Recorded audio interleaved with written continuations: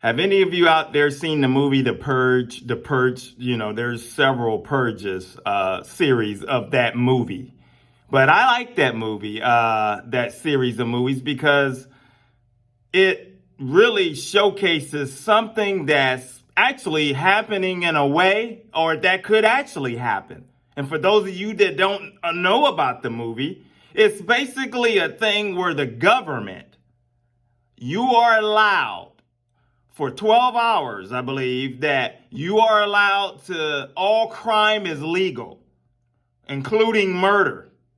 And the thing is that people prepare, because as each year this event comes up, they prepare. They got special alarms and boarding up houses and grouping together and getting special weapons to try to protect themselves. And the thing is, you can't trust anybody, because that neighbor that you thought was friendly and liked you and all of that, next thing you know, they want to kill you. And that's how the movie goes. It shows you that the government is, I think the first one starts off, there's a homeless guy being killed, but it's basically showing that those that are lower in society, those misfits of society, or they're trying to eradicate them or whatever. And this goes to where the other message I made yesterday there, where I told you these false teachers and all of these people, these evangelicals that are out here, these right-wing evangelicals, they don't have your best interest in heart. They don't care about you. And when I think of that movie and how people that you think that you can't trust, those that are around you, they smile in your face, but they're going to stab you in the back. You got to protect yourself at all costs. And it's a night of chaos.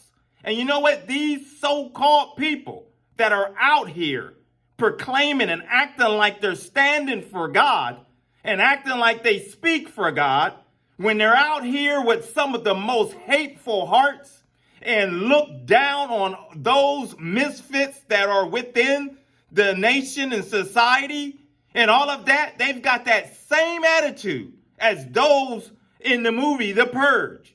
And they will take you out if they could have it their way. They will eradicate you if they could have their way. You don't agree with them on some particular issues or whatever, or have a difference with them, or don't do what they say, they will eradicate you. It will be just like the movie The Purge. You walk into one of their so-called churches or events, and they find out that you're not, jumping over the hoops and doing as they say. You know what? They would take you out if they could. If that was possible. These people are evil and hateful. Look at the people that was, as I've made this message talking about Clarence Thomas and his wife and stuff. Look at a lot of the people at the Capitol. Now, not everyone there was there to be violent, but a lot of these people, what I'm focusing in on is the evangelicals that are all following these false teachers that promote this stuff. And when you get in there, and a lot of them, the hateful, vile comments that they make, the hateful things that they say, the hateful rhetoric that the leaders say, they're always wishing death and harm and doom to people. You see? So they would be the ones in the movie. You can take a lot of these evangelicals and their leaders and put them in the movie, The Purge, and make a new movie out of it. And basically, we will have to, those of us that are trying to stand for the truth, those of us that are trying to do right and all of this stuff, we would have to make sure it will be a fight to the death. And that's crazy. Because you be fighting, so you look at them and say, you know what? These are the same people. These are the same people. You struggling. And you come to the church, where church supposed to be there for help in time of need or whatever. You come there for some type of help, whether it's food, financial, or anything. And man, you ain't getting it. You ain't getting nothing from them. You're not getting anything. I've seen it over the years where churches set up there, pastors driving a fancy car, the parishioners, everyone's all dressed nice and that. But then when outsiders want to come into their little circle, man, they don't want, you can't have, you're not going to be one of us. But yet, there's no evangelism going on. There's no nothing. It's all selfishness. It's all greed. You're not there. You're trying to get some type of help. You're trying to, I've come across, over the years, you come across someone and you think, I remember when I was a young Christian trying to talk to some people about some issues I was going through as a young person and battling with, there was some major stuff going on. And when I would talk to them, they look at me like I'm crazy. Had nothing to say, wasn't trying to be of comfort, more so telling you, well, you need to hurry get over that or whatever. And it just shows me, I always say the world treats you better than church folks. And that's a shame. The world, in a lot of cases, treats you better. I close on this. When I went to college in California there, and it was a time when things had collapsed. My roommates had quit school. I was living off campus. The campus was being built, so there was no dorms at the time. And I was living in, and I was like, I don't want to come back home and quit school. And there was this little Filipino secretary that was very friendly. And I was telling her one day, I said, I'm going to have to go back to Columbus. And she said, no, you can't go back home yet. You can't go back home. Stay with me and my boyfriend until you find a place. And I took her up on that offer. Now, I didn't stay long. I tried my best, because I don't like having to stay with people like that if I don't have to. And I hurried up and found a place. But it took me about 30 days, and I found a room that I can rent. And I'm forever grateful for her. And just that sincere deed that she did, sitting there offering me a place because she wanted me to finish school and stuff. But you know what?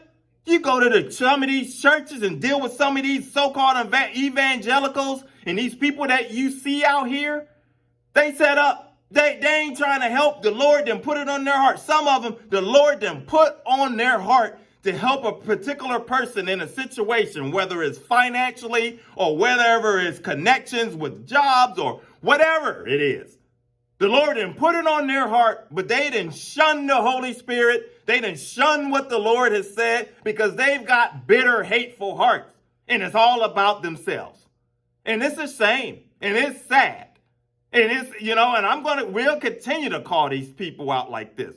You're not going to set up and fool people and have them come to your place of worships, your channels where you think that it's this loving kind. Oh, I'm warning the people because some of these people are dangerous. They have no business preaching the gospel, standing up there, acting like they represent God and want to be a shepherd over the flock of the people. So we'll continue to call it out on here. We'll continue to talk about it. If the Lord has placed something, and it doesn't matter, it don't always have to be monetary. The Lord will, sometimes you have to help. There was a situation one time where I had an extra car, and I did not get along with this person at all. But I had an extra car, and I knew that they needed to be able to get to work because one thing I knew for sure, they always kept a job. And I knew. And they had kids. And I sat there and went ahead and let them use my car until the tax time came so that they can be able to purchase another car. And I knew I had to be obedient because I remember telling myself and telling my friends, I can't call myself a Christian. How am I? People know I'm a Christian. And then there's somebody in need that asks me, hey, can you mind if I use that extra car? And I tell them no. Because I've got, some animosity towards this person. You see, that's not how it works. Follow the lead of the Holy Spirit. Allow God to guide you. Don't allow bitterness to be in your heart. We won't allow the bitterness to take root on this channel. We weed out anybody that gets to talking too crazy in the comments. But if you're new, consider subscribing, coming along for the journey. My name is Maurice Braxton. Evangelism for God is the channel. If you're new, hit like, come along, because we'll continue taking the devil head on, punch them right in between the chops. Until the next video, my friends, take care. God bless.